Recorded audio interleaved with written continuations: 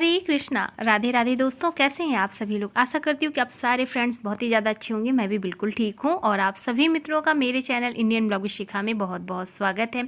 So friends, आज मैं आप सभी के साथ शेयर करने जा रही हूँ फाल्गुन मास के शुक्ल पक्ष में पड़ने वाली रंगभरी एकादशी की पूजा। तो जैसा कि हम इसे रंगभरी एकादशी के नाम से जानते हैं, इसे आमलिका एकादशी भी कहते हैं और साथ में आमला एकादशी भी नाम से जाना जाता है। तो आज मैं आप सभी के साथ शेयर करने जा रही हूँ कि किस प्रकार से 2024 में हम रंगभरी एकादशी का पर्व मनाएंगे, किस दिन पड़ रहा है, कब हमें व्रत रखना है, कब हमें पारण करना है, शुभ मुहूर्त क्या है, वो सारी चीज़ें मैं आप लोगों के साथ इस वीडियो में शेयर करूंगी और जानेंगे कि रंगभरी एकादशी और जो है आमलिका एकादशी के महत्व के बारे में, कैसे हमें पूजा अर्चना करनी है, दशमी तिथि का पालन कैसे करना है।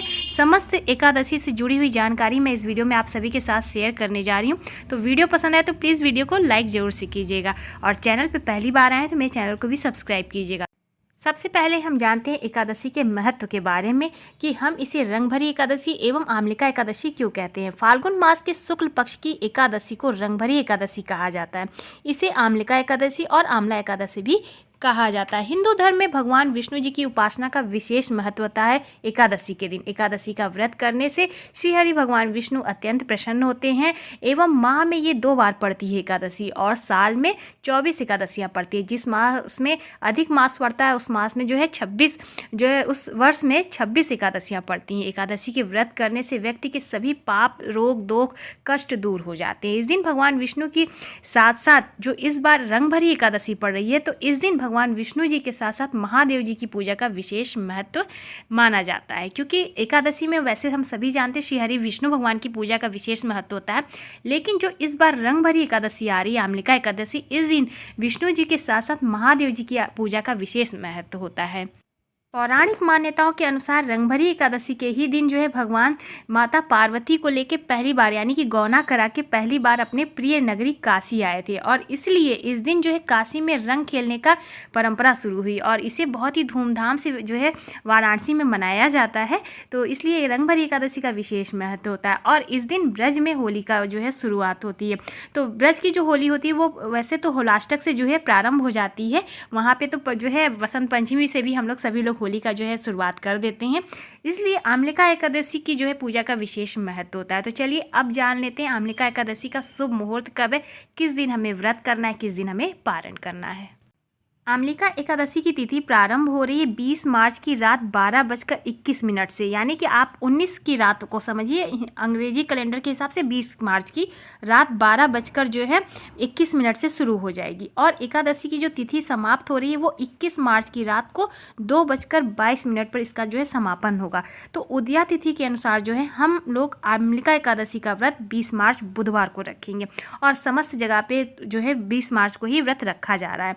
तो आप अपने हिसाब से देख सकते हैं, वैसे उदया तिथि की एकादशी है तो आप जो है 20 मार्च को एकादशी का व्रत रख सकते हैं। अब हम जानेंगे पारण का शुभ मुहूर्त। तो 21 मार्च यानी कि 21 मार्च दिन गुरुवार को जो है पारण का समय रहेगा सुबह 8:58 से लेकर 10:27 के बीच में आपको जो है अपना पारण करना है। तो इस जो है 8:58 से पहले आपका जो है हरिवासर का समय समाप्त हो जाएगा। इसके पश्चात आप जो है अपना पारण कर सकते हैं। तो ये हो गई एकादशी तिथि के महत्व के बारे में और इसका जो शुभ मुहूर्त है, किस दिन हमें व्रत करना है वो मैंने आपको बता दिया, पारण कब करना है वो भी मैंने आपको बताया। और अब हम चलेंगे पूजा की विधि जानेंगे, किस प्रकार से हमें एकादशी के दिन अपनी पूजा करनी है। क्योंकि एकादशी का जो व्रत होता है वो त्रिदिवसीय होता है, 3 दिनों का यह व्रत होता है। जैसा कि हम सभी जानते हैं दशमी तिथि से प्रारंभ होता है। दशमी तिथि को हम कुछ नियमों का पालन करते हैं, एकादशी को व्रत करते हैं और द्वादशी को हम पारण करते हैं।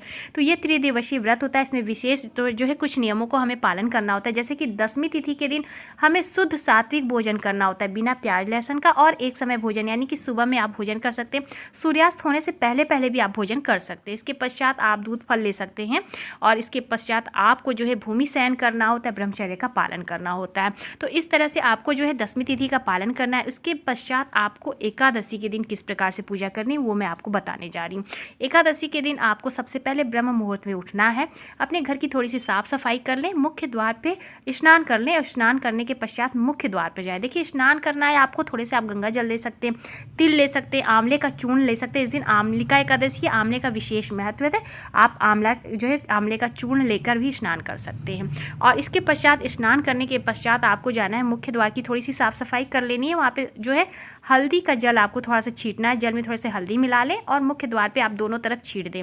थोड़ा सा जो है वहाँ पर आप घी का दीपक इस तरह से प्रज्वलित कर सकते हैं, तेल का भी जला सकते हैं, आप अपने हिसाब से देख सकते हैं। तो मुख्य द्वार की आपको पूजा करनी है। वहाँ पर दीपक प्रज्वलित करने के पश्चात आपको मंदिर में आना है। सबसे पहले आपको सूर्य नारायण को जो है अर्घ्य देना है और माता तुलसी की पूजा करनी है। देखिए माता तुलसी की पूजा किस प्रकार से करनी है मैं आगे बताती जाऊँगी।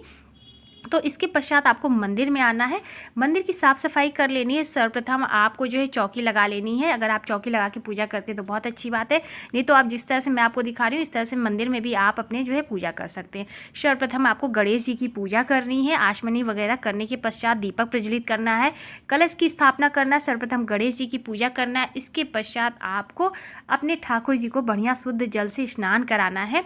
और अगर आंवला है तो आंवले का चूर्ण मिला के आप प्रभु को जो है जल से स्नान करा सकते हैं। सुंदर सा श्रृंगार करें प्रभु का। तो देखिए आप ठाकुर जी की जो भी सेवा ली है, जैसे कि आप यहाँ पर देख सकते हैं हमने युगल सरकार की सेवा ली है, तो आप इनको भी अच्छे से श्रृंगार कर सकते हैं, इनको स्नान आदि करा के इनकी पूजा कर सकते हैं। आप बाल गोपाल की सेवा ली है तो आप बाल गोपाल को सुंदर स्नान कराएं, उनका सुंदर सा श्रृंगार करें और उनकी पूजा अर्चना कर सकते हैं। ठाकुर जी को स्नान करा सकते हैं। और यहाँ पर विशेष संघ का महत्व, संघ से स्नान कराएं, संघ की पूजा करें। लक्ष्मी नारायण जी की पूजा का विशेष महत्व होता है एकादशी के दिन। तो इस दिन आपको लक्ष्मी नारायण जी की पूजा विशेष रूप से करनी है, जैसा कि आप देख सकते हैं। तो सबसे पहले श्री चरण के दर्शन करें हमारे लक्ष्मी नारायण जी के। इस प्रकार से आप पंचोपचार द्वारा उनको स्नान करा सकते हैं और सुंदर सा श्रृंगार करा सकते हैं। देखिए इस दिन रंग भरी एकादशी है, तो रंगों से जो है हम त्यौहार मनाते हैं। इस दिन अबीर गुलाल प्रभु के श्री चरण में अर्पित करके आप प्रभु को भी लगा सकते हैं। जैसा कि आप देख सकते हैं हमारे ठाकुर जी को अबीर गुलाल लगा हुआ है। तो बस इस तरह से जो आपको विधि विधान से एकादशी के दिन पूजा करनी है। इस तरह से आपके मंदिर में जो भी सभी देवी देवताएं हैं उन सभी देवी देवताओं को बढ़िया से स्नान आदि करा के उनका पूजन करना है। विष्णु सहस्त्र नाम का आपको पाठ करना है। इस दिन एकादशी के दिन आप जो है यहाँ पर ओम नमो भगवते वासुदेवाय मंत्र का जाप कर सकते हैं। एकादशी के दिन बहुत ही महत्व रखता है इस दिन पूजा पाठ का। इस दिन मुख्य रूप से आंवले की पूजा का विशेष महत्व होता है। तो देखिए आप अपने मंदिर में जब पूजा कर ले, इसके पश्चात आपको आंवले के वृक्ष की पूजा करनी है। अगर आपके आसपास कहीं आंवले का वृक्ष है तो आप वहाँ जाके ज़रूर से पूजा करें। वहाँ जाके जो है थोड़े से कच्चे दूध चढ़ाएं, उन्हें जल से सींचें, उसके पश्चात पुष्प चढ़ाएं, भोग लगाएं। और आंवले का भोग का विशेष महत्व है। तो आंवले के पेड़ में आप जो है इस तरह से कलावा अर्पित कर सकते हैं, जनेऊ चढ़ा सकते हैं, थोड़े से पुष्प अर्पित कर सकते हैं। इस प्रकार से आंवले की वृक्ष की पूजा कर सकते हैं। अगर नहीं है तो आप अपने घर में इस तरह से, जैसे कि मैंने लगा के रखा है गमले में, आप इस तरह से गमले में लगा के जो है इनकी विधि विधान से पूजा कर सकते हैं। तो इस दिन आंवले के वृक्ष की पूजा भी आप कर सकते हैं। तो इस तरह से आपको पूजा करनी है। थोड़ा सा आपको जो है हवन भी करना है। तो इस तरह से आप छोटा सा एक हवन भी कर सकते हैं एकादशी के दिन। मैंने आप लोगों के साथ हवन की विधि शेयर की है, तो आप हवन भी कर सकते हैं। तो इस तरह से आपको हवन करना है। देखिए इस दिन जो है विशेष भोलेनाथ की पूजा का महत्व रखता है। इस दिन आपको विधि विधान के साथ बाबा भोलेनाथ की पूजा करनी है। तो जैसा कि आप मंदिर में देख सकते हैं यहाँ पर भी हमने सभी प्रभु जी की विशेष रूप से पूजा की है। और यहाँ हमारे भोले बाबा माँ पार्वती विराजमान है, तो इनकी पूजा हमने जो है विशेष रूप से की है।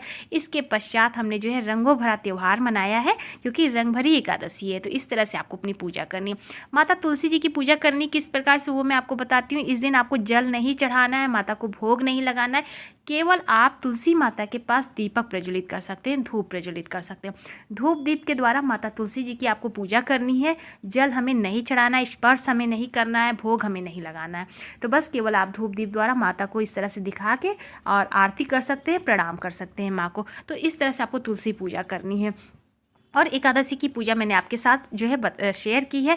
आप अपने हिसाब से देखिए व्रत कर सकते हैं। बहुत लोग जो है सेंधा नमक का प्रयोग करते हैं या बिना नमक का, जैसा आपकी सेहत है आप अपने हिसाब से व्रत कर सकते हैं। हम सभी लोग जो है बिना नमक का व्रत करते हैं, सो वो मैं आप लोगों के साथ शेयर करती हूँ। तो इस प्रकार से आपको एकादशी के दिन जो है अपनी पूजा करनी है। द्वादशी के दिन आपको जो है पारण करना है। पारण किस प्रकार से करना है मैंने आप लोगों के साथ कई बार शेयर किया, एक बार फिर से बता देती हूँ। तो आपको द्वादशी के दिन सुबह उठना है और शाम को भी एकादशी के दिन आपको इसी तरह से पूजा करनी है। अपने घर के मंदिर में पूजा करनी है, तुलसी जी के पास पूजा करनी है, आंवले के वृक्ष के पास आपको दीपक प्रज्वलित करना है। दीपदान का विशेष महत्व होता है, तो आपको जो है दीपदान भी करना है। एकादशी के दिन शाम को आप विशेष रूप से जिस प्रकार से आप सुबह पूजा करते हैं उसी तरह से शाम को आपको दीपक जला के पूजा करनी है, भोग प्रसाद लगाना है। तो इस दिन आंवले का जो है विशेष महत्व होता है, तो आंवले का भोग आप जरूर से लगा सकते हैं। देखिए केला श्री हरि नारायण जी को बहुत पसंद है, इसलिए आप हो सके तो कदली का फल का जो है भोग लगा सकते हैं। सीजन के जो भी फल आपको मिले वो आप भोग लगा सकते हैं। प्रभु को दूध अर्पित कर सकते हैं, दूध दही मिश्री जो भी आपके पास हो, मक्खन को का भोग आप लगा सकते हैं। तो इस तरह से आपको मंदिर में भोग लगाना है। शाम के समय भी आपको इसी तरह से आरती करनी है, पूजा करनी है और माता तुलसी जी की पूजा करनी है। शाम की पूजा हो गई है। इसके पश्चात अब आपको जो है द्वादशी की पूजा किस प्रकार से करनी है, यानी कि द्वादशी के दिन पारण किस प्रकार से करना है। तो देखिए द्वादशी के दिन आपको सबसे पहले ब्रह्म मुहूर्त में उठना है। जिस प्रकार से आप उठते हैं समय का ध्यान रख के, क्योंकि पारण को हमें समय से करना होता है, तभी उसका हमें एकादशी का फल पूर्ण रूप से प्राप्त होता है। तो आपको सुबह ब्रह्म मुहूर्त में उठना है, घर की साफ सफाई कर लें, स्नान कर लें। इसके पश्चात आपको जाना है मुख्य द्वार की। अगर आप पूजा करते हैं तो आप मुख्य द्वार पर दीपक प्रज्वलित कर लें। इसके पश्चात मंदिर में आकर भगवान सूर्य नारायण की पूजा करें, माता तुलसी जी की पूजा कर लें। मंदिर में आके आप अपने जिस प्रकार से आपने चौकी लगा के पूजा की है तो वहाँ पे आपको पूजा करनी है और प्रभु की जो है भोग लगा के आपको आरती करनी है। और इसके पश्चात जब आप ठाकुर जी को जो स्नान कराते हैं, वो जो जल रखते हैं यानी कि चरणामृत जो होता है उसे आपको ले लेना है। और इसके पश्चात तुलसी का पत्र ले लें, थोड़े से प्रसाद ले लें प्रभु का और आप आ जाएं। अब आपको क्या करना है, अगर आप पंडित जी को भोजन कराते हैं तो बहुत अच्छी बात है, आप पंडित जी को भोजन करा के अपना जो है पारण कर सकते हैं। नहीं तो देखिए थोड़ा सा समय का संभव नहीं हो पाता है पंडित जी के लिए भोजन की व्यवस्था, तो आप ऐसे में कच्चे अनाज का जो है निकाल सकते हैं। सीधा दान के लिए कुछ सामग्री निकाल सकते हैं, जैसे कि आटा हो गया, आलू हो गया, सब्जी हो गया, फल वगैरह हो गया, कुछ दक्षिणा निकाल सकते हैं। जो भी आप अपने सामर्थ्य के हिसाब से दान की वस्तुएं निकाल लें और उसे छू लें। और मंदिर में इस तरह से कि प्रभु के कि हाँ आज मेरा संकल्प पूरा हुआ, हमने एकादशी का जो व्रत किया था उसका संकल्प हम पूरा कर चुके। और इस तरह से प्रभु के सिर चरण में अर्पित करके और जो है सीधे की जो आप सामग्री निकालें उसे छू लें। और फिर इसके पश्चात आपको अपना जो है पारण समय के हिसाब से कर लेना चाहिए। तो इस प्रकार से आपको जो है पारण करना चाहिए एकादशी के। इस तरह से जब आप विधि विधान के साथ अपना व्रत करते हैं एकादशी का, तो इसका संपूर्ण फल आपको जरूर से प्राप्त होता है, प्रभु की कृपा जरूर से बनी रहती है। तो बस इस तरह से आपको रंग भरी एकादशी के दिन विशेष रूप से बाबा भोलेनाथ की पूजा, भगवान श्री हरि नारायण की पूजा आपको करनी है, माता लक्ष्मी जी के साथ, बाबा भोलेनाथ की पूजा माता गौरी जी के साथ करनी है, समस्त देवी देवताओं की पूजा आपको करनी है। और इस प्रकार से आप एकादशी रंग भरी एकादशी का त्यौहार मना सकते हैं, उत्सव मना सकते हैं, व्रत उपवास रख सकते हैं। सो उम्मीद करती हूँ आज की पूजा आपको पसंद आई होगी। तो प्लीज़ वीडियो को लाइक कीजिएगा, ज़्यादा से ज़्यादा शेयर कीजिएगा। चैनल पे पहली बार आए तो मेरे चैनल को भी सब्सक्राइब कीजिएगा, इंस्टाग्राम पे फॉलो करिएगा। मैं मिलूंगी नए से अच्छे से वीडियो के साथ, तब तक के लिए हरे कृष्णा, राधे राधे, जय श्री राधे।